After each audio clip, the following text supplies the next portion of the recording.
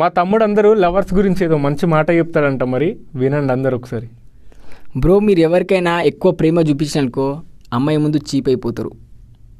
అమ్మాయిని మనం ఎక్కువ కేర్ తీసుకుంటే అమ్మాయి మనల్ని డిస్టర్బ్గా భావిస్తుంది. మన మామ గురించి అరే పాపం డిస్టర్బ్ అవుతుంది కదా, హెల్ప్ చేద్దామని మన హెల్పింగ్కి పోతే మన హెల్ప్ తీసుకోదు భయ, వేరే హెల్ప్ చేసుకుంటాడు. ఒకటి చెప్తా గుర్తుపెట్టుకో, నీకు నవ్వుకుంటా చెప్పేటోడు ఎప్పుడు చెడగొడతాడు, అదే కోపంగా చెప్పినోడు ఎప్పుడైనా నువ్వు బాగుపడాలని చూస్తాడు. ఎందుకంటే నువ్వు తప్పు దారిలో వెళ్తున్నావు, అది తప్పు అని అంటే నీకు అది రైట్ అనిపిస్తుంది, అది రైట్ అని అనిపిస్తే నీకు తప్పు అనిపిస్తుంది. ఎప్పుడైనా నవ్వుకుంటే ఎప్పుడు మనకి చెడగొట్టడానికి ట్రై చేస్తాడు.